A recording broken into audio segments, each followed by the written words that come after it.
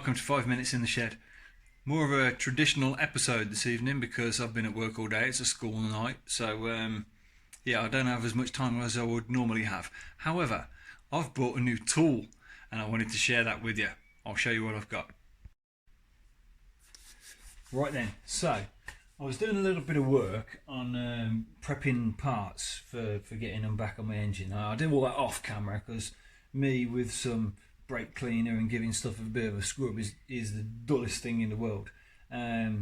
So I've been doing things like cleaning washers for my head gaskets, for my head bolts and things like that. So that's the kind of thing I've been doing. All pretty dull and boring. However, I've got to the primary side, the transmission side of the engine, and I went to clean things up. Now one of the things that I've got is the centre of the clutch here. Now the centre of the clutch goes on like that, clutch goes around the outside, and the primary drive chain feeds that, and that's what transmits the power into the gearbox. This is the Cush drive, right? Inside there are rubbers, and it takes any harsh shock out of the transmission, so you don't rip all the gears off your gearbox. Now, I put a screwdriver in, tried to unscrew it, wouldn't unscrew. I thought to myself, it's been mentioned a couple of times that I haven't got a Torx, what's it called? An impact driver, right? I haven't got an impact screwdriver. So, I've bought one, right? Finally, spent some money, opened my wallet, blew the cobwebs away. Photo of the Queen came out with her sunglasses on because it's been that long since she saw the light of day. And I've spent some money and I've bought an impact driver. Here it is. Nice, shiny new tool. Let me just put something on there. Hold it open. Right. It's not the most elaborate one. It's not the best bit of kit you can buy, but it's a reasonable tool at a reasonable price, right? So, I bought that. And I thought this is going to be ideal for taking these screws out of this Cush drive. Right, so I'm going to give it a go. Right, so you want it on the left-hand setting. So that's on the left-hand setting. Right, and you need a screwdriver bit which fits nicely in the screw heads, which that one does. Right, so put that in there, and then basically. I'll just check you can see this on the screen. Yeah, you can see this on the screen. Right, so basically, you put it in here, and then you twat it with the hammer. Alright? Hang on a minute. Hang on. It's a bit cold in here today, and this is all solid metal, so I'm just going to put my gloves on. Right, so you put it in the screwdriver slot there. Get a good grasp on it, and then hit it. See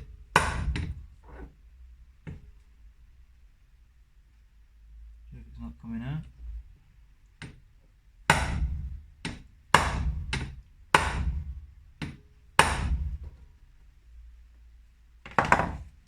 Going the right way still.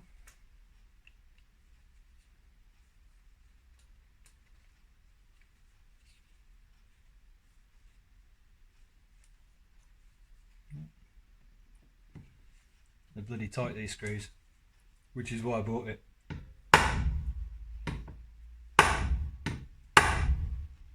Oh, there it went. Did you see it? Did you see it go? Did you? Did you see it? Oh, there it is. Look at that. Look at that. Takes the screws out. Awesome. Fantastic. Not too much damage on the screw head. Nice bit of kit. Glad I bought it. Thanks for the advice. You know who you are. Right, yeah, I'm going to spin these out and we'll have a look what's inside.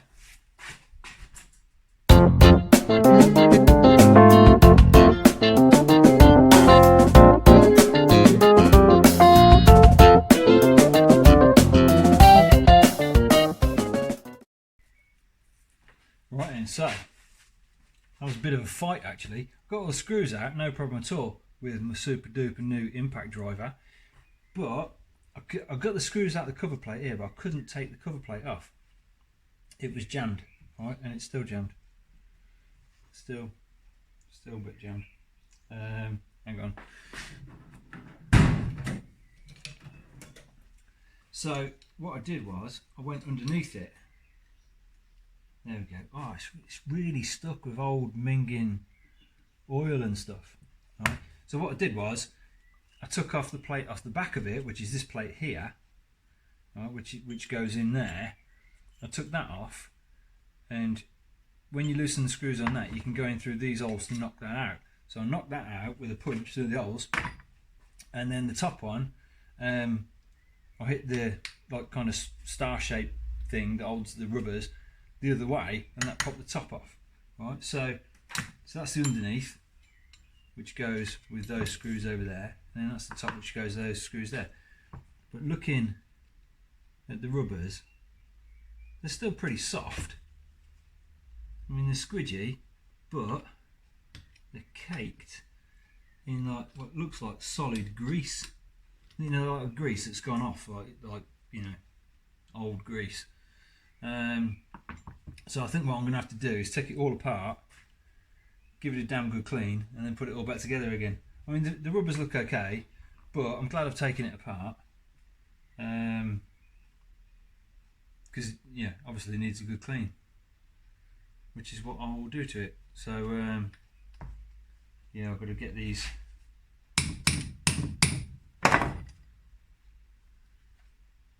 out. Oh, it's going to be a bit of a mission, I think.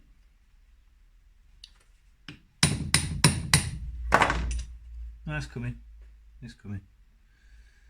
So when they come out, they'll come out all in one go. Oh, there we go. There we are. Yeah, stuff's like it's kind of glued in. There we go. So you've got like a big rubber on one side, small rubber on the other side, and those rubbers, that one's actually stuck in there, good and proper. That one, yeah. There we go. And then these two.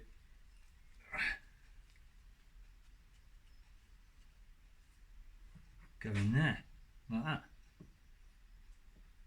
And then that all goes together. Oh man, that is proper minging and full of rust and stuff. Glad I took it apart now. I mean, it would have worked, it'd have been fine. Don't really matter, it'd still have had a bit of Cush in it, but not very good looking at that. So, yeah, glad I've taken it apart. And I used my new super duper impact driver. Fantastic. Right, now I'm not going to do much more tonight because I'm wearing totally the wrong colour trousers for be cleaning up a clutch centre like that. So we'll call it a night. When you come back, this will all be beautiful and clean. Thanks for watching.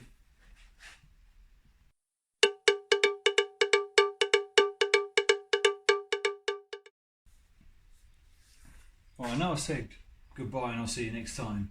However, then I thought, how am I going to clean my clutch centre up? And I thought to myself, in my parts washer, right? Because that's why I bought it, right?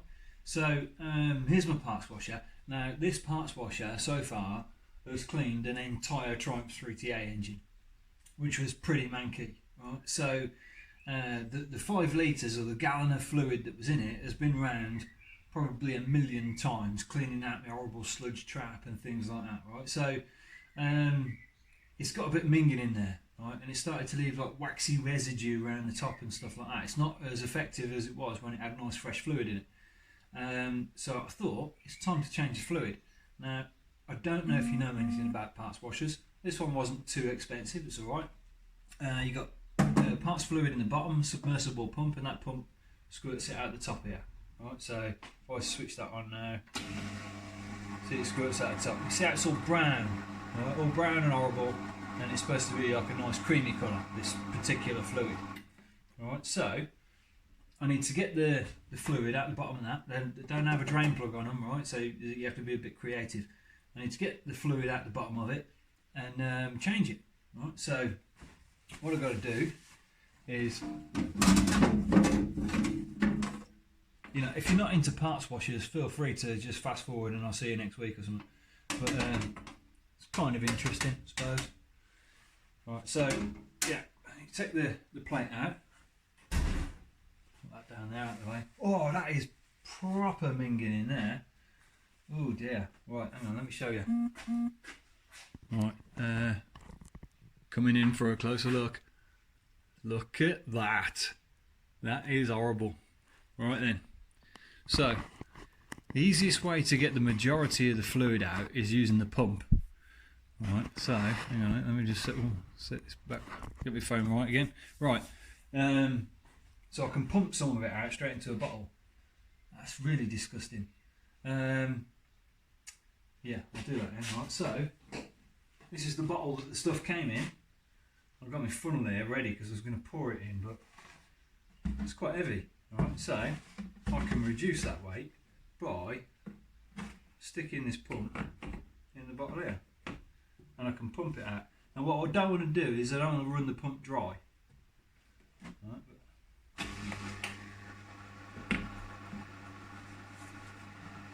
let's get some of this stuff out.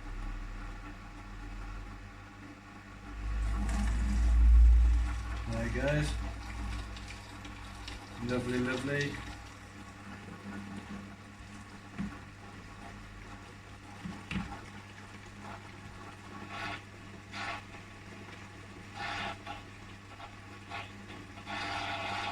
It's funny stuff. This. It's not like the nasty. It's not like the nasty chemicals you used to use. It's actually a water-based one. It smells like citrusy. It's quite nice. Yeah, it's not nasty to your hands or anything. But it looks like it's all separated inside. Maybe that's how it takes the stuff out, I don't know. Right, I was sucking air into the pump at that point. So what I'm going to do is get a chock of some kind. Chock this side up. So I've got more fluid on the pump. Do a bit more.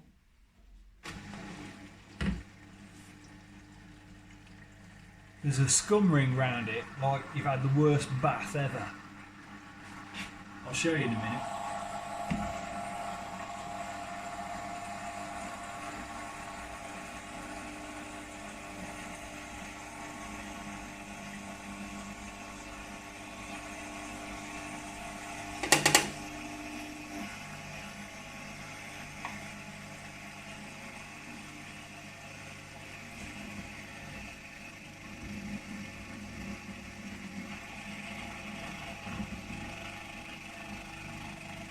Might need a bit more chocking.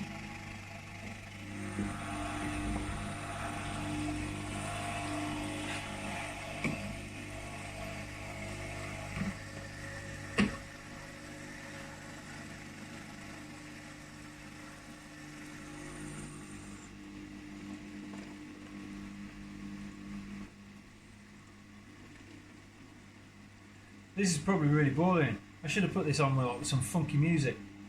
But yeah, I didn't. Actually, I might change to funky music.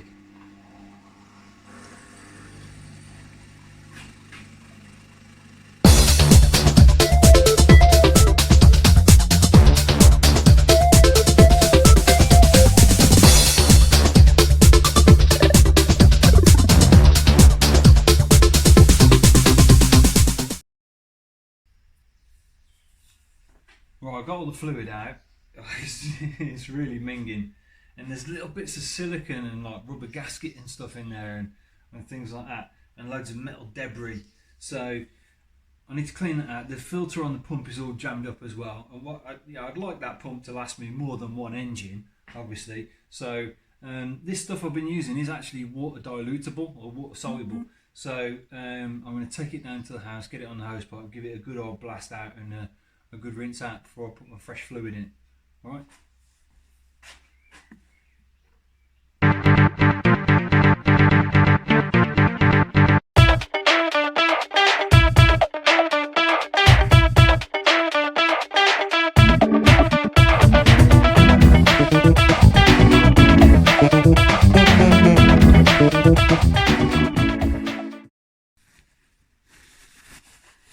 Right then, got a nice fresh tank.